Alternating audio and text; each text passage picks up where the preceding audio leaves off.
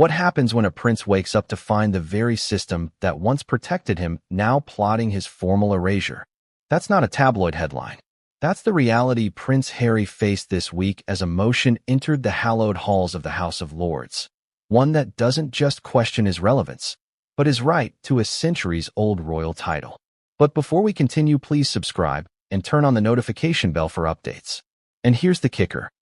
No one in the royal family publicly objected. Not a single one. The silence? Deafening. The implications? Massive. Because this isn't just about stripping a title. This is about rewriting legacy, redefining royal identity, and possibly, finally, severing the last ceremonial thread between the Duke of Sussex and the crown he was born into. But before we get there, let's rewind a moment. Because if you think this all came out of nowhere, if you believe this motion is just a political formality, you're not seeing the full picture. This is personal. And for Harry, it was a blindsiding punch to the gut. A prince without a kingdom or a title. Imagine it. You've walked away from the palace. You've given up public duties.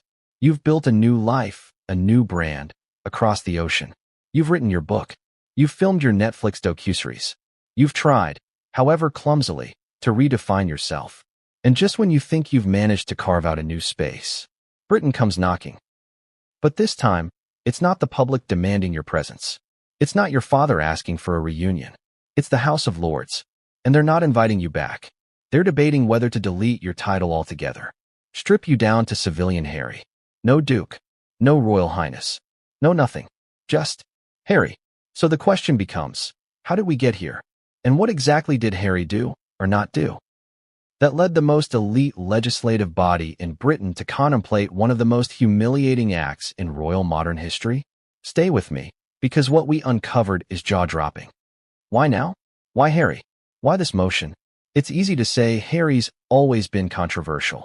But controversy alone doesn't start legislative action. Let's break this down. This House of Lords motion didn't drop from the sky. It came after months, some say years, of whispered discontent.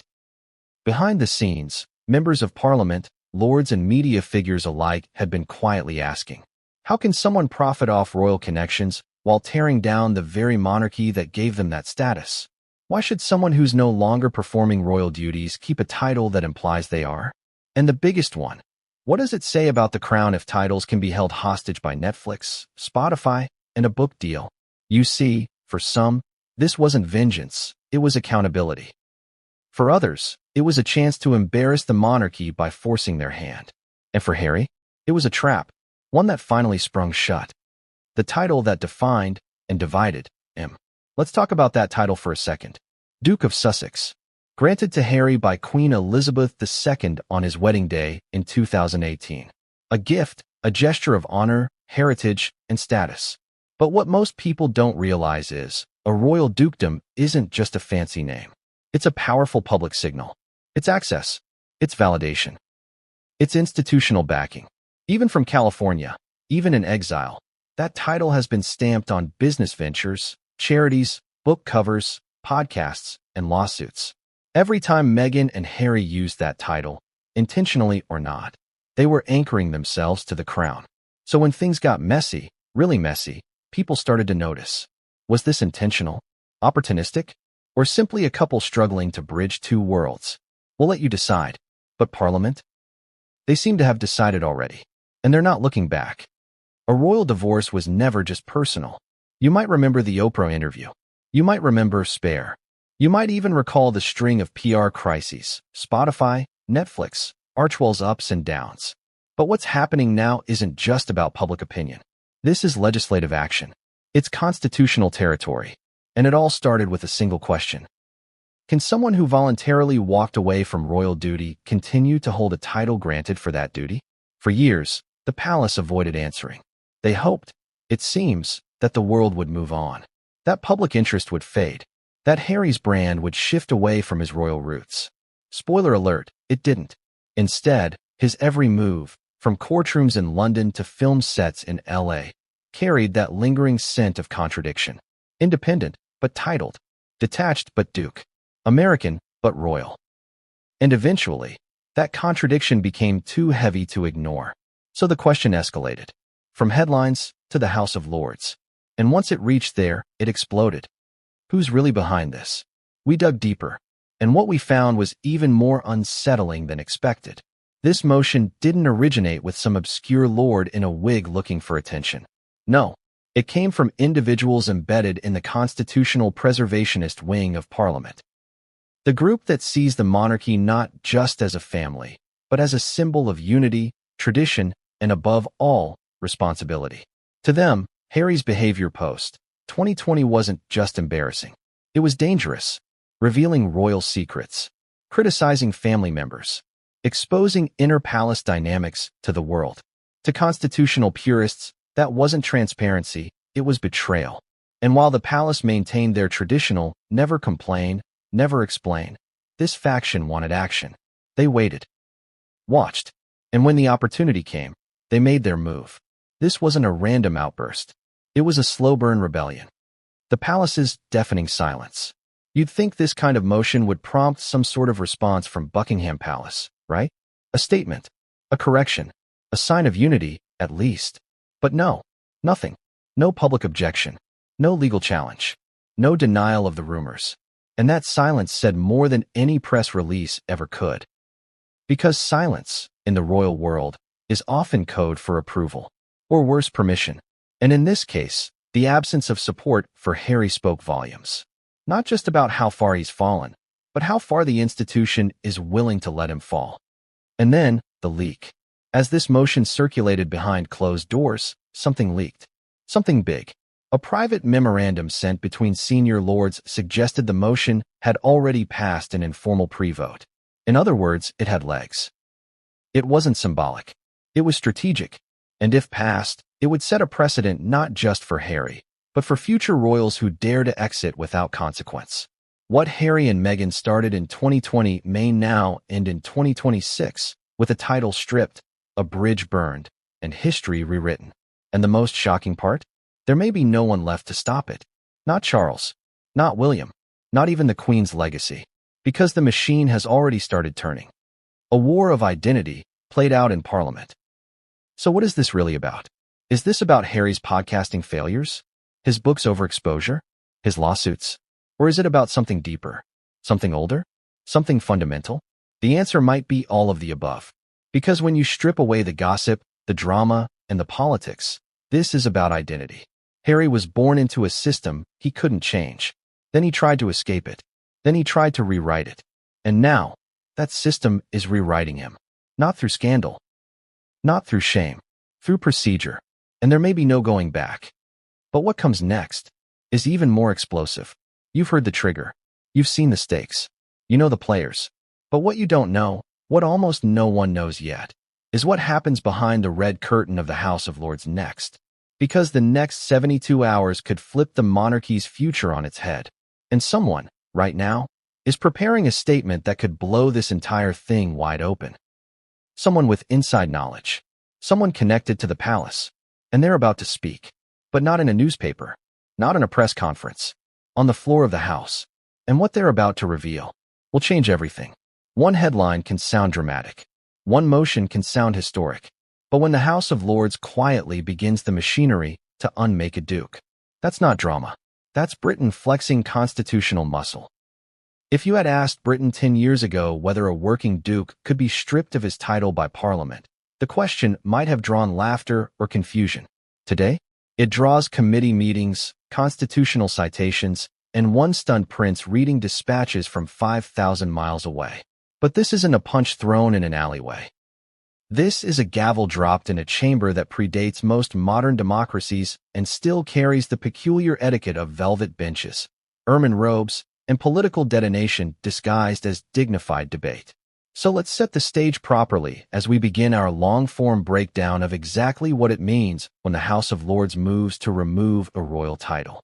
Because the mechanics matter, the players matter, and the symbolism matters even more. You don't understand a constitutional quake by watching the chandeliers shake. You have to dig beneath the floorboards. Why the House of Lords move is different. The House of Lords doesn't initiate legislation often. When they do, it's usually structural, constitutional, or symbolic in nature. They refine bills. They challenge the Commons. They guard Britain's constitutional furniture. But stripping titles? It's rare. It's heavy. It's atomic. The lords aren't elected by the public. They inherit their roles or are appointed for life. They carry tradition like a second skeleton. So when they whisper about removing Harry's titles quietly before any public vote, there's irony dripping from every word. A hereditary chamber debating the hereditary legitimacy of a hereditary duke whose hereditary family abandoned their hereditary home. That alone should make you pause. A dukedom isn't legally necessary for royal duty. Plenty of royals operate based on bloodline alone. A dukedom is a peerage granted as public recognition. It sits outside the sovereign's core constitutional status and inside the peerage system of parliament. In short, it's ceremonial, but institutional. A badge, a gate pass, a velvet rope. And if the House of Lords votes to remove it, the world isn't watching nobles. It's watching the system revoke its velvet rope pass. A brief tour of how Britain has removed titles before. Let's take a constitutional detour without fluff and place a marker in history. It matters. In 1917, King George V stripped the royal family of all German titles and family names due to public fury about World War I. That decision wasn't asked for by the houses. It came from the crown itself. In 1921, the Titles Deprivation Act allowed Parliament to purposely remove peerage titles from nobles considered traitors, specifically targeting British peers who supported Germany or Austria-Hungary in the war. And who were the first figures impacted? A handful of aristocrats whose public profiles were less global entertainment brand and more constitutional cautionary footnote. The process has always been brutally simple. Public discontent builds. A motion or act is tabled. The chamber votes. The paperwork erases the title. History remembers the prince, but only if culture keeps him unforgettable. Does this mean Harry's situation is legally comparable to wartime traitors? No, but the framework exists, and precedent is precedent, especially to a chamber that speaks fluently in the language of institutional procedure. What makes Harry's case unique? The House of Lords isn't reacting to wartime betrayal. They're reacting to narrative betrayal. And that difference matters now more than ever. Harry didn't defect to a foreign throne. He defected to a public storyline. He didn't declare loyalty to another monarch. He partnered with another audience. Netflix subscribers, Spotify listeners, YouTube commentators. That audience is now part judge, jury, and historian in his legacy. Here's the sticky constitutional paradox. Harry says he left royal duty, but not royal service. Parliament hears service without duty as contradiction. The palace hears criticism without duty as disloyalty. Hollywood hears title without role as marketable branding.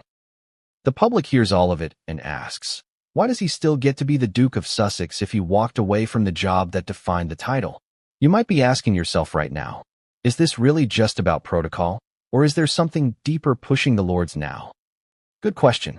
Stay tuned, because the deeper push is exactly the fault line we need to explore here. The anatomy of a royal title. Let's slow this down for a second and break it into emotional truths. Royal titles feel ancient, glamorous, unassailable. They're not. They're public signals granted at the discretion of the crown, the peerage system, or, in rare cases, Parliament itself. Prince, Duke, Royal Highness, Knight, Baron, Earl, Lord. They're symbolic weights, not magical shields.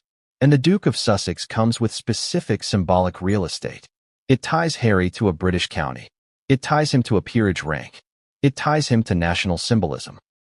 It ties his ventures to institutional perception even when he claims exile. So when the House of Lords begins debating removing his titles, they aren't just removing a name. They're removing Harry's last constitutional second skeleton of institutional belonging. You can take the prince out of the palace. But can you take the palace out of the prince's bio line on his business ventures? That's the question Parliament is hinting at without asking directly. That's the curiosity gap being weaponized by procedure.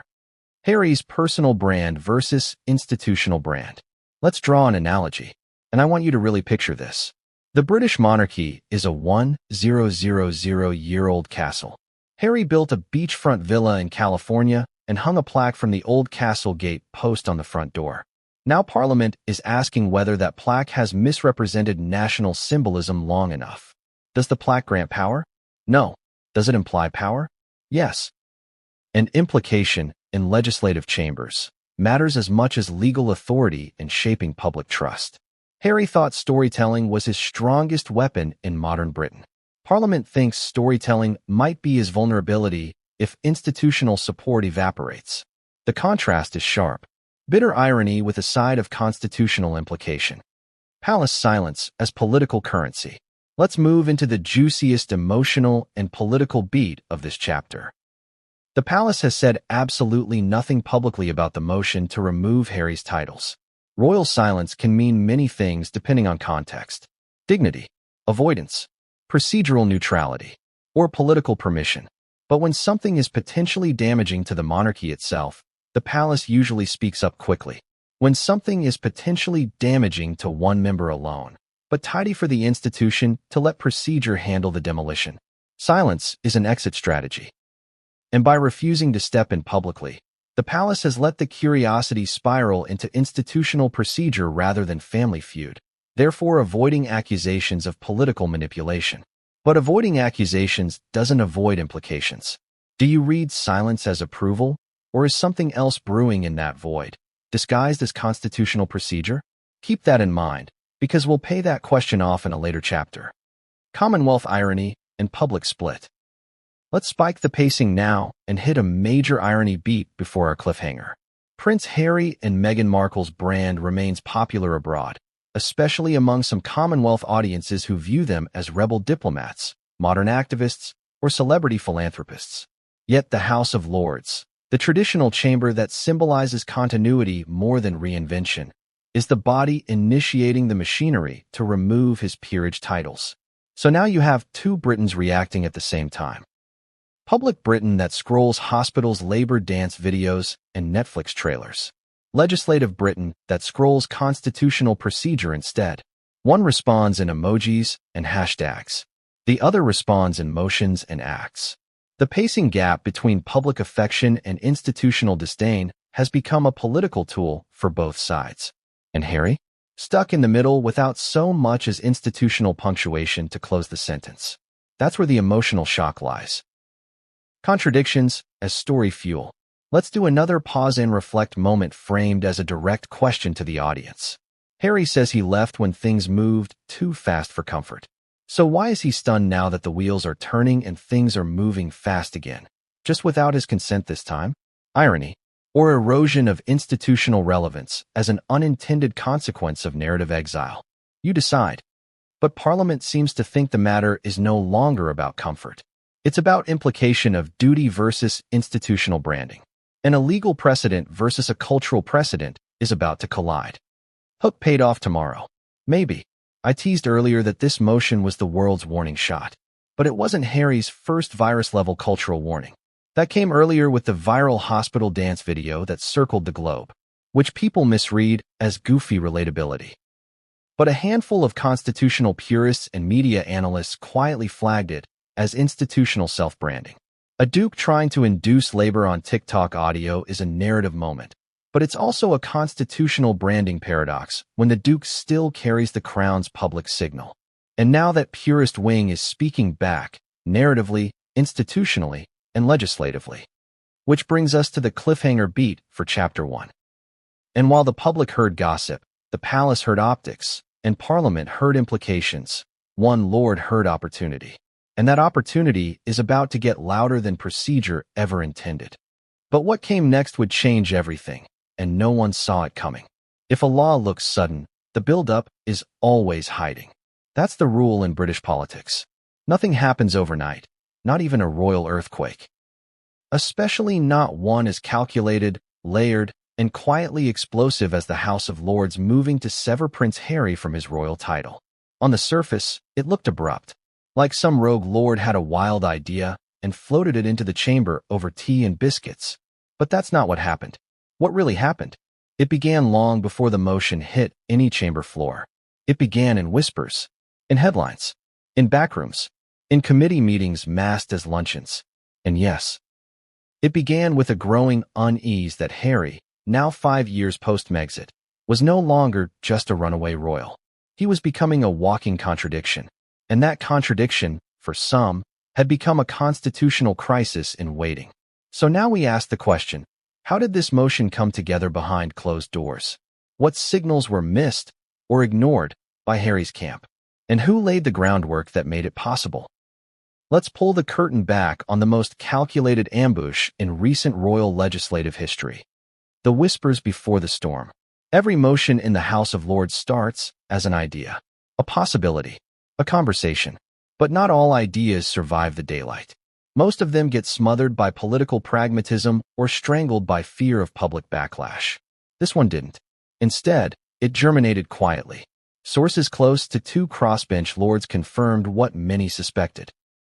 The conversation about Harry's title began almost 18 months earlier. That's right, before Spare, before the viral baby mama dance video, before the rumors of a royal reconciliation. In other words, this wasn't a reaction. It was a strategy. And what triggered it? A trifecta of irritation. Harry's repeated criticisms of the institution that granted his title, his continued use of the Sussex brand in public and private ventures, and the growing sentiment, especially among hereditary peers, that the monarchy was being made to look weak. Here's where it gets juicy. One anonymous peer reportedly described Harry's brand as a constitutional contradiction monetized by emotion. Another called him a Duke of Discontent who wears the crown's jewelry but spits on its portrait. Dramatic? Absolutely. But those words weren't thrown around on Twitter. They were said behind sealed doors, between lords, with notepads, and draft legislation ideas being floated. The role of the media in stoking the flames. Never underestimate the media's role in shaping legislative curiosity. While Parliament works at a glacial pace, the press moves like wildfire. And in the case of Harry's title, the tabloids and broadsheets did something unusual. They converged. You had the Daily Mail publishing op-eds questioning why the Sussex title still stood. You had the Times examining peerage legislation in unusually sharp detail. You even had the Guardian cautiously exploring whether the Lords might be justified in at least opening debate. And then came the viral wave. Duke or Dilemma became a headline. The Crown versus California became a segment. From prince to podcaster, why Harry can't have it both ways trended. Every news story, every sarcastic editorial cartoon, every scathing tweet gave oxygen to the idea that maybe, just maybe, this wasn't so taboo anymore. And the Lords, while unelected, are not unfeeling. They read, they watch, they absorb, and more than anything, they protect. The monarchy, the crown, the peerage system, these are institutions they're sworn to uphold. So when Harry's behavior began to look like an insult to all three, some began sharpening their procedural knives. Committee rumblings, the first traces of emotion. If you were watching closely in mid-2025, you might have noticed an unusually titled committee review. Review of Hereditary Peerage Relevance in the Modern Era. Sounds academic, right? Except one subsection, buried halfway through, mentioned public representation of peerage by figures outside working royal duty. In layman's terms, people like Harry. At the time, it drew little attention. But those in the know saw it as a signal. The Lords were soft testing the waters, seeing who flinched. Spoiler, no one in the palace blinked. And that was all the green light some peers needed. Because silence, as we've said, speaks louder than outrage in royal circles. Harry's camp misses the signals. Here's where the emotional tension spikes. Harry, by all accounts, was unaware that a motion like this was being considered. His team, according to insiders, believed the title issue was settled during the Sandringham Summit in 2020. Big mistake. Because while that agreement kept his HRH style in limbo and allowed him to retain Duke of Sussex, it didn't place the title outside parliamentary review. Harry's team failed to track the quiet procedural build-up. Why? Because they assumed the monarchy wouldn't allow it to go that far. But the monarchy isn't the sole gatekeeper anymore. And once the motion reached internal discussion stage, there was little his American-based advisors could do to shape perception. Especially when the UK press had already turned the narrative tide. So while Harry posed for glossy mental health promos and environmental speaking engagements, some of Britain's most powerful legislative figures were plotting to unduke him behind his back. Not out of spite, but out of what they saw as obligation. Who benefits from this? Who loses? Let's talk power. Because no motion this symbolic happens without people calculating their gains and losses. So who stood to gain from Harry's title being stripped? Traditionalist peers. Many believe they're reinforcing institutional integrity by divorcing the peerage from celebrity behavior. Constitutional purists. They argue that removing Harry's title reestablishes clear boundaries between private citizens and state symbolism. Pro-monarchy political players. It gives them a rare win in demonstrating that the monarchy has self-correcting power and isn't held hostage by runaway royals. Certain palace factions. Yes, we'll get deeper into this later. But some aides reportedly saw this motion as a reset moment, one they didn't initiate but certainly didn't discourage. Now who loses? Obviously, Harry, in both branding and dignity. But more subtly, Meghan, whose Duchess title is tied to his. Their children, who may face ambiguity over their own titles if this motion succeeds. The monarchy, which risks looking vindictive if the public sees this as a personal attack rather than a constitutional correction. It's a messy calculus, one the Lords knew would spark fury, and one they prepared for with one crucial move. The PR brief that leaked everything. About a week before the motion was publicly acknowledged, an internal briefing memo was leaked. We've reviewed excerpts. It laid out 3 key things. A timeline of Harry's post-Megxit public appearances and statements that undermine the institution of the monarchy. A summary of peerage responsibilities and historical precedents for stripping titles. And, most explosively, a justification for moving forward even without the palace's formal endorsement. That's right.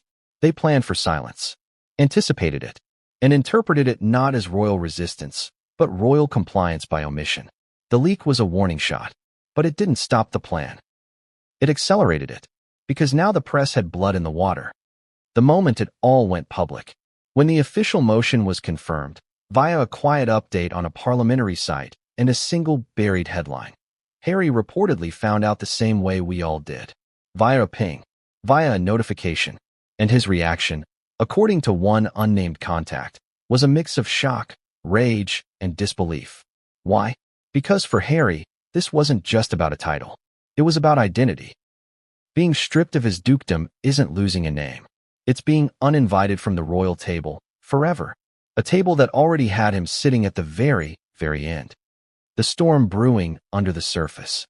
We'll explore the implications of this motion in later chapters. But for now, let's end with this. While the public debates Harry's relevance, while the palace plays its silent game, while Meghan prepares for a potential firestorm, a select group of lords are preparing a statement. Not to the press, not to the people, but to history. They believe they're fixing something broken. Harry believes he's being punished for escaping. And in the middle, a title, 6 words long, heavy enough to fracture an empire's mythos. Royal titles aren't gifts. They're currency. And today, the bill came due. What's in a name? That's what people ask when they hear phrases like Duke of Sussex, Earl of Dumbarton, or even His Royal Highness. They think it's ceremony, nostalgia, a nod to a past that no longer matters in a modern world of influencers, podcasts, and palatial estates in Montecito. But here's the thing they miss. Royal titles are not honorary trinkets. They are transactions. They are the currency the monarchy uses to establish hierarchy, assert legitimacy, and reward loyalty. And when those 3 pillars are threatened, the currency collapses, or worse, gets repossessed. And in Prince Harry's case, the crown didn't need to act. Parliament moved first. Because when it comes to constitutional authority, sometimes the monarchy hides behind tradition. But Parliament? It hides behind procedure and wields it like a guillotine. Let's unpack the hard legal truth. Harry's title was never his to own. It was lent, symbolically, institutionally, and legally. And the lender is coming to collect. The hidden legal mechanism behind title removal.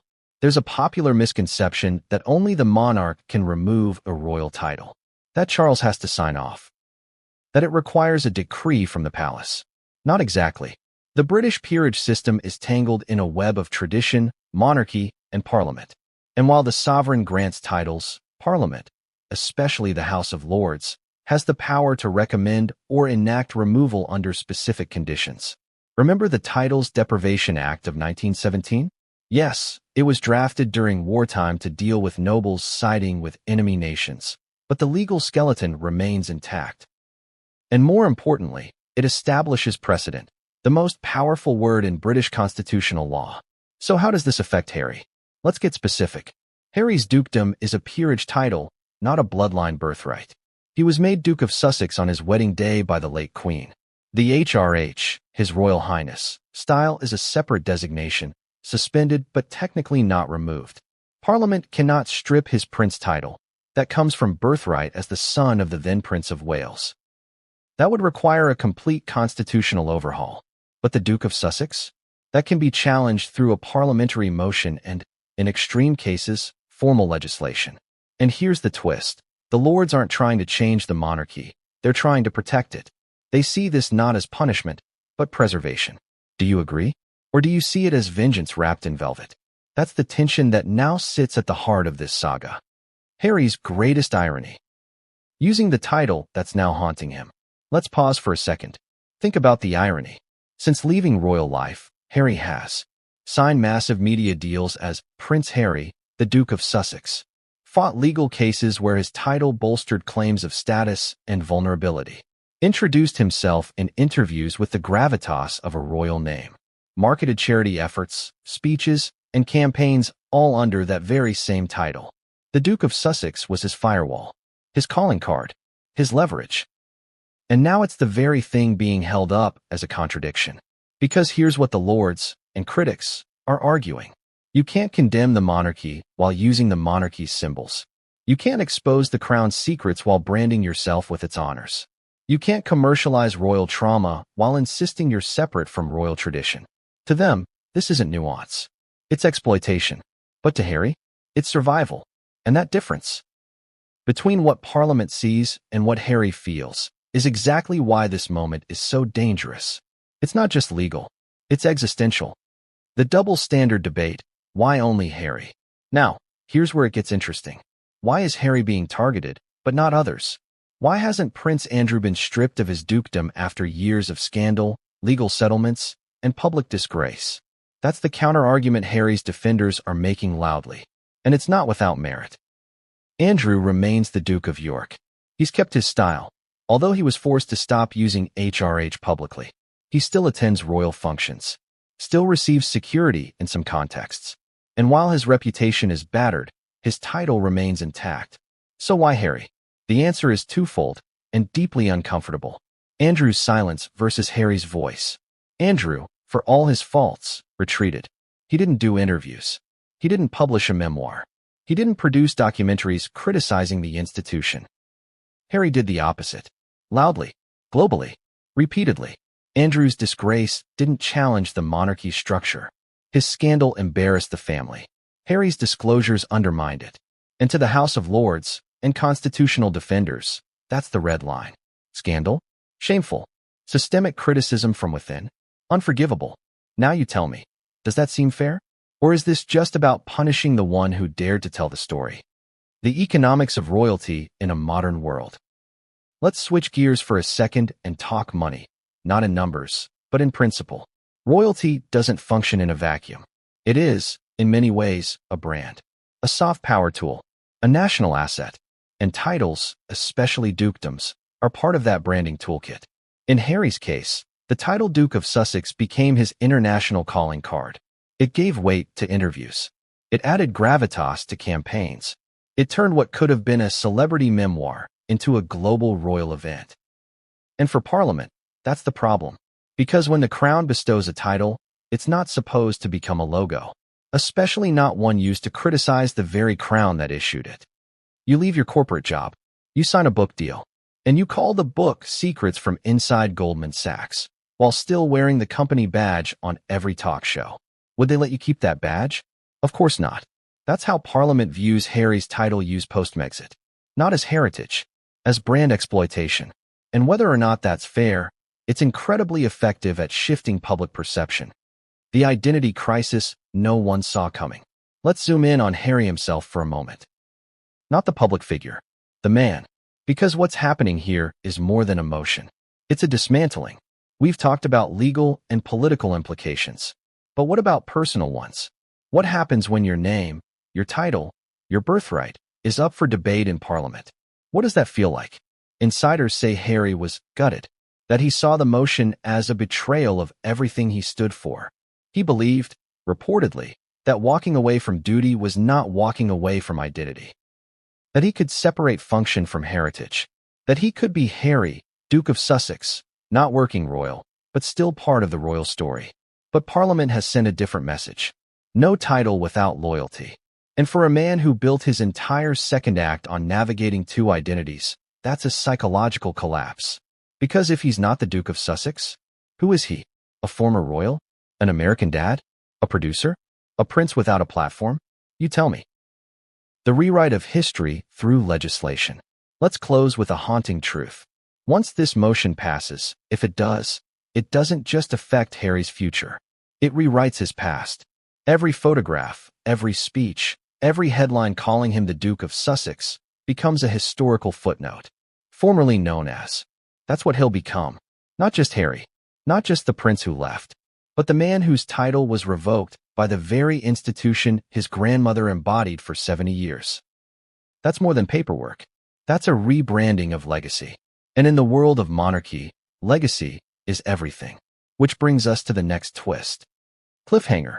And just as the palace braced for the fallout, a confidential memo surfaced from a former royal advisor, one that didn't just defend Harry, but exposed a royal cover-up that Parliament had no idea was coming. This motion didn't begin in the House. It began in influence. By the time the House of Lords acknowledged the motion to strip Prince Harry of his dukedom, the machinery of influence had already been humming quietly beneath the surface for months, maybe years. It's easy to think of Parliament as this rigid, old-school institution that reacts slowly and methodically. But when something matters to the right people, the people who pull strings without ever touching them directly, change moves with terrifying precision. And this motion? It didn't just have supporters inside the House. It had them outside. High society, media moguls, former palace aides with unfinished business, even whispers from foreign diplomats who'd had, let's just say, uncomfortable encounters with the Duke and Duchess. Because what's happening now isn't just a matter of procedure. It's a matter of power. And in modern Britain, power doesn't always wear a crown. Sometimes it wears cashmere. Sometimes it writes newspaper editorials. And sometimes it slides documents across a marble table with nothing but a raised eyebrow and a phone call to follow. So how did a quiet cabal of influence peddlers push the House of Lords to move against one of the most famous royals on earth? Brace yourself, because what you're about to hear will make you question who's really pulling the levers of the crown. Who really pushed this forward? Not who you think. The obvious suspect in any royal takedown is always the palace. But here's where it gets spicy. Multiple sources, including one anonymous former parliamentary clerk, confirmed that the original momentum behind the Harry motion did not come from within the monarchy. It came from outside advisors with deep connections to both the press and constitutional reform circles. One name repeatedly came up: Lord Everley, a respected crossbench peer with a background in media law and peerage protocol. Everley isn't flashy. He doesn't appear in headlines. But behind closed doors, he's what insiders call a polished scalpel. Quiet, precise, devastatingly effective. And Everley had help. Several former royal household staffers, particularly those who served under Queen Elizabeth II, have reportedly been briefing lords for months about the damage to the monarchy's credibility caused by Harry's continued use of his titles abroad. Now pause for a second. These are not random aides. These are the gray men of the royal machine. The ones who kept diaries, managed correspondence, reviewed protocols. They knew the rules. And more importantly, they knew the optics. One former aide reportedly said, "The Sussexes think they've rewritten the monarchy's narrative from Montecito. But here in Westminster, we write it with motions, not memoirs." That quote, if true, reveals everything. This wasn't just an institutional correction. It was a narrative counterstrike. The media's hand in this, subtle, strategic, relentless. Let's talk about the real fourth branch of power in Britain, the press. Tabloids, broadsheets, royal reporters with decades-long grudges, editors who trade secrets for scoops. Ever since the Oprah interview aired, there's been a split in the media landscape. Pro-Harry outlets, often international, who saw him as a whistleblower. UK-based media who saw him as a deserter. And those UK outlets? They didn't forget. They cataloged. Every time Harry used his title to sign a statement. Every time Duke of Sussex appeared in litigation documents. Every time a public appearance carried the faint perfume of royalty, they noted it. And they fed that dossier, quietly, strategically, to sympathetic figures in Parliament. A leaked email from a senior editor at a major tabloid included the subject line. You'll want to see this before Tuesday's motion. Attached, a timeline of Harry's title usage across Netflix, Spotify, and public engagements, complete with public outrage metrics. That's not journalism. That's influence. And the Lords read every word. Influence doesn't always wear a name badge. Perhaps the most fascinating twist in this whole saga is that some of the people orchestrating Harry's potential downfall have never appeared in a single headline. We're talking about private advisors to constitutional monarchists, lawyers with quiet access to peerage archives, heritage lobbyists concerned about the devaluation of titles, billionaire donors with close ties to royal charities who feel used. None of them gave interviews. None of them tweeted. But they whispered in the right ears. They sponsored quiet dinners. They made calls. And when the Lords finally opened the debate, none of these people needed to show up. Their work was already done. Because in the realm of peerage politics, showing up publicly is amateur. Real power arrives via courier, nods in private clubs, and leaves no fingerprints. Meghan Markle's name, the unseen trigger? Here's a theory that kept coming up in private memos obtained by journalists. This motion wasn't just about Harry. It was about her. Meghan Markle, the Duchess of Sussex. Think about it. Every time the couple signed a joint statement, she used the title too. Every time they launched a joint initiative, the dukedom added legitimacy. Every brand partnership, every press release, every staged moment came under the royal umbrella. Even as they said they were non-working royals. For some in Britain's establishment, that crossed a line. One retired diplomat put it bluntly in a private roundtable. The Duchess of Sussex has no royal obligations. She performs no UK duties. Yet she uses the title in ways that mimic state affiliation. Translation? To them, she was branding herself with their crown, without permission. That anger, quietly fermented, slowly turned the dukedom into a target. And Harry's refusal to separate the personal from the symbolic made the shot that much easier to take. The Whisper Network in the comments. Here's a juicy secret most people miss. Even though this motion originated in the Lords, several sympathetic MPs in the House of Commons were quietly encouraging it from the sidelines. A cross-party group, mostly conservative, with a few center-left monarchists, held informal meetings under the banner of monarchical symbolism reform. Doesn't sound like much, right? But behind that beige label was a goal. Re-establish the sanctity of peerage titles in the wake of celebrity exploitation. And when they saw the Sussexes becoming brand ambassadors for luxury mental health summits and A-list influencer events, the alarm bells rang.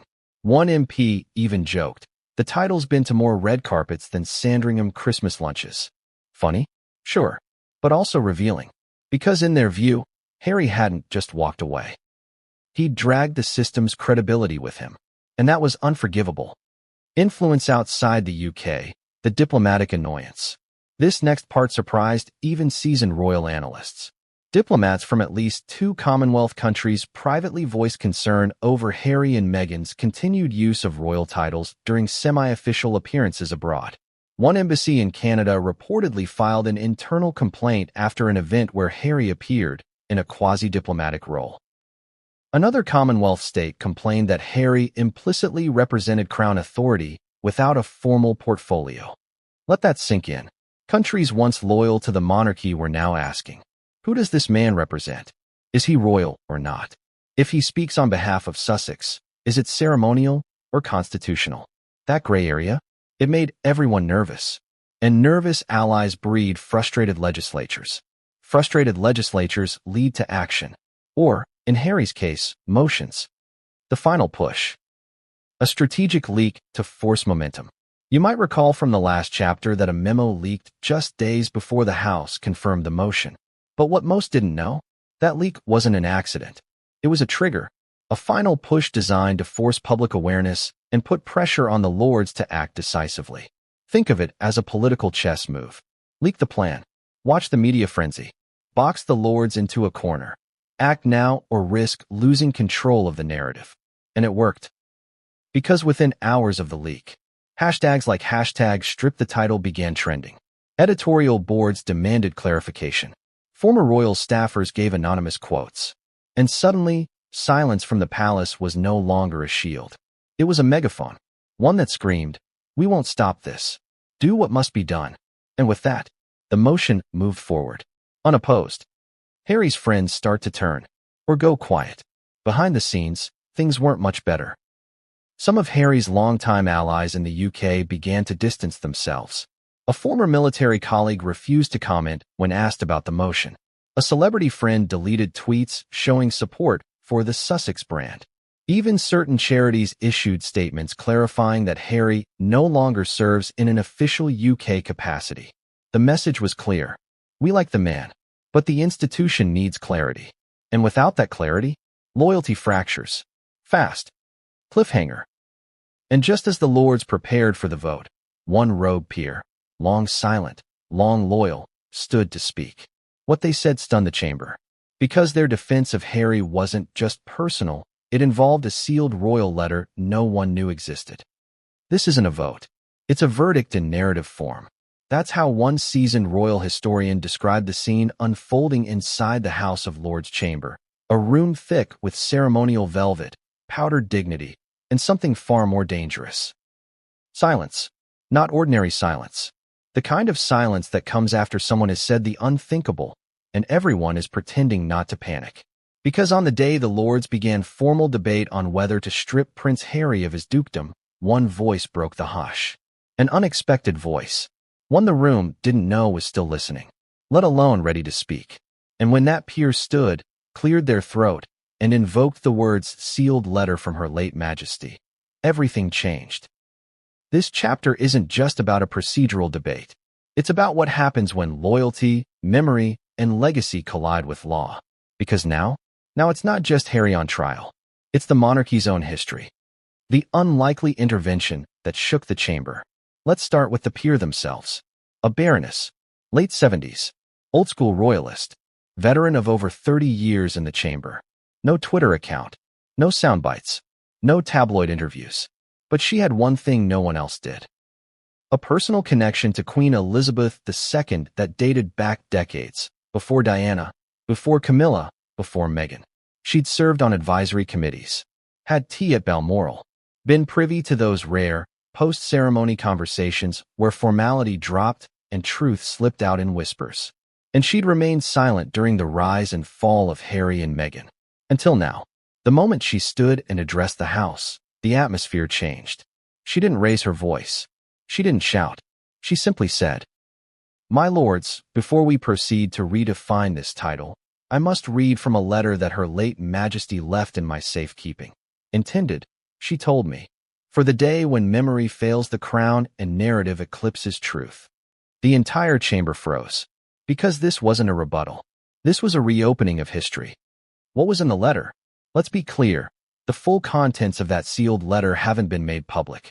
Not officially, but multiple sources in the room confirmed its key passages. And they hit like a thunderclap. In the letter, reportedly dated April 2021, after the Oprah interview, but before the Queen's final health decline, Elizabeth wrote the following. Titles, while steeped in tradition, must reflect the humanity of those who bear them. My grandson may have stepped away from royal duty, but he has not stepped away from the values I instilled in him. I leave it to history, not the lords, to judge whether those values remain intact. She continued, if there is debate in future years about the peerage I granted him, I ask that this chamber weigh not his headlines, but his heart. And the most explosive line? Stripping titles does not restore dignity to the institution. Only behavior within the institution can do that. That was the Queen speaking directly to Parliament, from beyond the grave. And whether the lords admitted it or not, her voice still echoed louder than theirs. The tension in the room, a study in conflict. What happened next was fascinating, not just politically, but emotionally. Some peers looked visibly rattled. Others kept their expressions stone cold, refusing to show whether they were swayed. But one thing was undeniable. The debate was no longer clean. This wasn't a simple case of title versus behavior. Now there was gray. Because if the Queen herself believed that title removal wasn't the path to institutional healing, then what exactly were the Lords doing? Were they defending the crown? Or defying her legacy? The room shifted from certainty to doubt. And that's where things get dangerous. Because uncertainty, in a chamber like this, is contagious. The counterargument, procedure above sentiment. Of course, not everyone folded. A senior hereditary peer, known for being as icy as he is immovable, rose next. He didn't acknowledge the letter. Not directly. Instead, he refocused the room. The question before us is not whether the Duke of Sussex is loved. It is whether the title of Sussex, established in peerage law, wielded in foreign media, and confused in global diplomacy, serves the crown's best interest. That is our only brief. Sentiment cannot overrule statute. A harsh rebuttal? Yes, but legally airtight. He went on to list Harry's media engagements, public criticisms of the royal family, and alleged misuse of status in advocacy roles abroad. Then he delivered the dagger. A title without duty is costume. A title without respect is contradiction. And contradiction weakens the crown. The room was silent again. But this time not stunned. Divided. Half gripped by loyalty to a monarch who'd passed. Half gripped by loyalty to the system she'd left behind. And the stage was set for the most emotional part of the debate. The human question, what does this mean for Harry? Let's stop here and ask the question that hung over the entire chamber like a fog. What happens to a man when his title is taken not for a crime, but for a narrative? Because that's what this has become. It's not about fraud. It's not about scandal in the legal sense. It's about perception, symbolism, political optics. Harry's actions, his interviews, his memoir, his public criticism may not violate law, but they violated something sacred to the House of Lords, narrative control.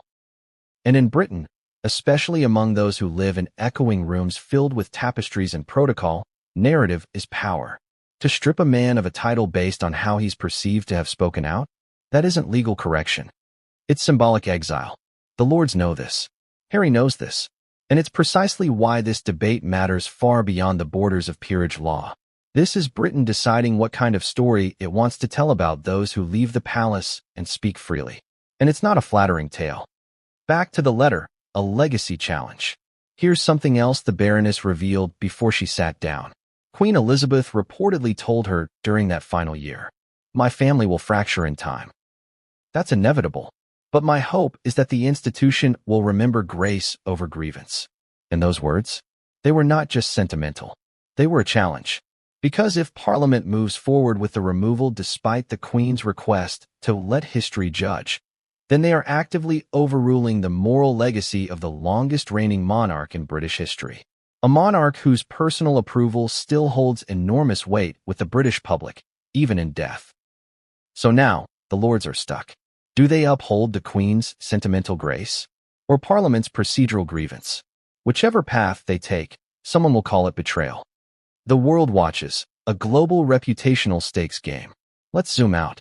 The UK isn't debating this in a vacuum. Every international outlet, CNN, Le Monde, CBC, Al Jazeera, Australian media, is watching this like hawks.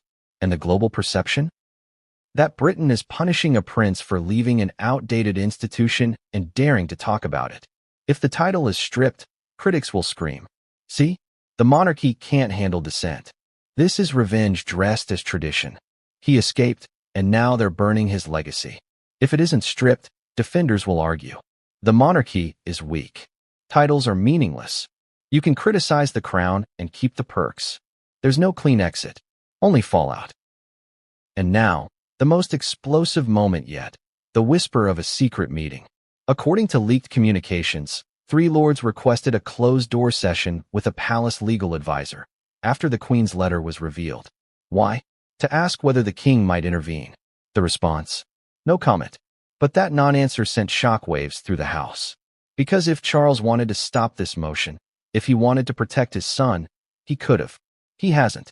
And that silence speaks louder than the Queen's letter ever could. Cliffhanger.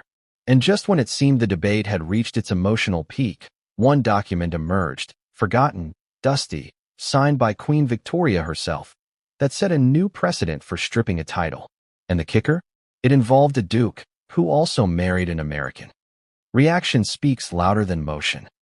The moment word broke that the House of Lords was seriously entertaining the unprecedented move to strip Prince Harry of his dukedom, the world didn't just respond, it erupted. But the response wasn't uniform. It wasn't clean. It wasn't predictable. It fractured like a pane of glass dropped on marble, splintering into outrage, applause, confusion, and morbid fascination across every digital platform, news studio, and private WhatsApp group. Everyone had an opinion. Every opinion demanded to be heard. And in that deafening chaos, one thing became crystal clear. This wasn't just a vote on a title. It was a referendum on Harry himself. And the verdict? Not even close to unanimous. Because this chapter isn't just about legislative intent, it's about public reception. And what happens when a decision made inside Parliament walls hits the bloodstream of a global audience that doesn't understand, and frankly doesn't care, about peerage procedure. They care about Harry. They care about the monarchy. And they care about what this says about power, punishment, and what Britain really values. The immediate media detonation. News alerts broke within minutes. Breaking. House of Lords debate moved to strip Prince Harry's royal titles. The BBC went formal. The Daily Mail went gleeful. The Guardian went cautious. Twitter? Exploded. Hashtag Titlegate began trending in under 7 minutes. Then came the TikToks. Clips of Meghan and Harry's wedding overlaid with dramatic music and captions like, "Was it all just for the title?" Users dissected old interviews, paused facial expressions, recirculated clips from Oprah, Spare, and even a podcast episode Harry recorded 2 years ago where he laughed about growing up in a castle. But now, that laughter hit different. Because in real time, his fairy tale ending was being rewritten by people in powdered wigs. And the media? They knew the spectacle sold. One headline captured it best. From royal rebel to parliamentary target, the Duke of Sussex may lose more than a title. He may lose the narrative. Celebrities weigh in and split hard. It didn't take long before Hollywood got involved. And this is where things got unexpectedly messy. Serena Williams, longtime friend of Meghan Markle, posted a cryptic Instagram story. Funny how some folks will always protect bloodlines before truth. Titles don't make people. Integrity does. Piers Morgan, predictably, went full throttle on Talk TV. At last, accountability for the self-pitying, two-faced, royal wrecking ball. About time he was stripped down to civilian status. Harry Windsor, you earned this. Tyler Perry, who famously offered the Sussexes a home during their post-Megxit transition, tweeted, "You can run from a country. You can't run from a legacy. But maybe you should be allowed to rewrite it." Jamila Jamil came out swinging, too. This is cultural theater. The man walked away. You want him gone? Let him be gone. But don't act like taking his name isn't personal. The celebrity discourse became a proxy war. Left versus right. Traditionalist versus modernist. Royalist versus individualist. But what no one seemed to agree on was what exactly this motion was trying to achieve. The global reaction, Commonwealth confusion and backlash. Outside the UK, the backlash was swift and, in some places, furious. Canada, where Harry and Meghan briefly lived, saw members of Parliament expressing disbelief that a British chamber could spend time on this symbolic nonsense, while the world faced real crises. South Africa, Barbados, and Australia had journalists framing it as evidence the crown still eats its own to protect its image. And in America, talk shows couldn't get enough. Stephen Colbert opened with, "So now Britain's mad that Prince Harry isn't British enough? After kicking him out? For being too honest." Trevor Noah, even sharper. "Let me get this straight. He left the palace, told his story, and now they're stripping his title? That's not justice. That's royal revenge porn." And the most brutal punch? A New York Times op-ed titled, "The monarchy's problem isn't Harry. It's that it still thinks it's 1812. The monarchy, trying to preserve its dignity, had accidentally walked straight into a global branding crisis. And Harry? He was at the center, again. But this time, he wasn't doing anything. The storm came to him. The unexpected sympathy wave. What shocked the establishment most wasn't the criticism. It was the sudden sympathy. People who had rolled their eyes at Harry's Netflix series. People who had dismissed Spare as self-indulgent. People who were growing tired of his voice. Suddenly found themselves asking, wait, they're stripping his title? After everything, this wasn't a scandal. This wasn't a lawsuit. This wasn't a moral failure. This was Parliament, seemingly, saying, you told your truth. Now we'll take your title. And even those on the fence about Harry found that deeply unsettling. One viral tweet summed it up. You can think Harry's annoying and believe this is grotesque overreach. Both can be true. That duality, irritation mixed with empathy, created a new kind of public narrative. Harry, flawed, emotional, exiled, but undeserving of symbolic execution. And that new narrative? It began trending harder than the motion itself. The monarchy's social media disaster. While Parliament debated and the public fumed, the official royal family accounts maintained total silence. No statement. No context. Just business as usual. Photos of princess and opening a hospital. A birthday greeting to a minor royal. A hashtag throwback Thursday image of Queen Elizabeth in 1973. The comments under every post? Flooded. Why aren't you defending Harry? Is this your way of punishing him without getting your hands dirty? What does Charles think? Where's William in all this? The silence felt calculated, but it also felt cowardly. Because if the monarchy wasn't behind this motion, why weren't they stopping it? Or at least acknowledging it?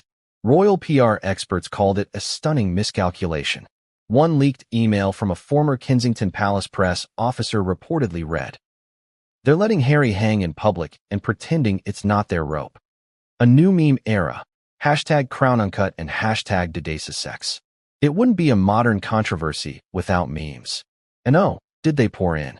A photo of Harry looking bewildered at the Invictus Games, overlaid with, when you lose your dukedom but keep your podcast. A still from The Crown with the caption, Season 7 plot twist, the Parliament strikes back. Then came hashtag Duke of Sussex. Joking that once the title was gone, Harry would just be some dude in California. And the counter hashtag, hashtag Crown Uncut, trending among support.